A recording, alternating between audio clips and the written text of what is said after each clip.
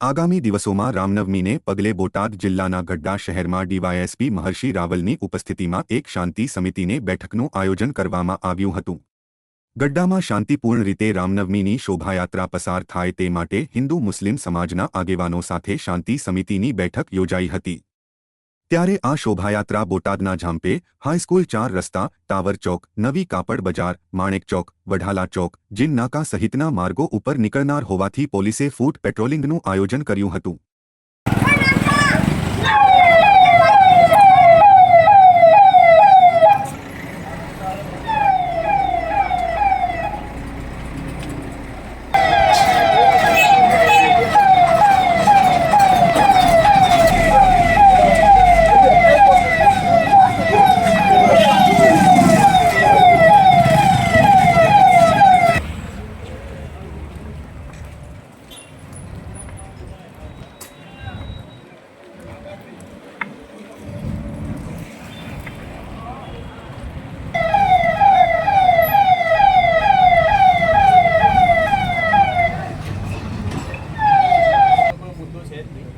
સરકારશ્રીની guideline હોય આપણે communicate કરવી પડે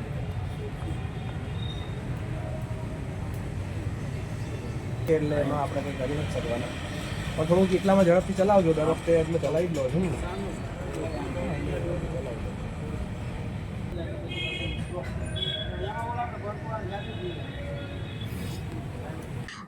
બોટાદ જિલ્લામાં આગામી જે રામનવમીનો જે તહેવાર છે તેમાં કાયદો અને વ્યવસ્થા જળવાઈ રહે તથા શાંતિપૂર્વક શોભાયાત્રા છે તે પૂર્ણ થાય આ માટે ગઢડા પોલીસ સ્ટેશનમાં આજે તમામ આગેવાનોને સાથે રાખી અને શાંતિ સમિતિની બેઠકનું આયોજન કરવામાં આવ્યું હતું, જેમાં સૌહાર્દપૂર્ણ વાતાવરણમાં સંપૂર્ણ પ્રક્રિયા પૂર્ણ કરવા માટે પોલીસ તરફથી અનુરોધ કરવામાં આવ્યો છે।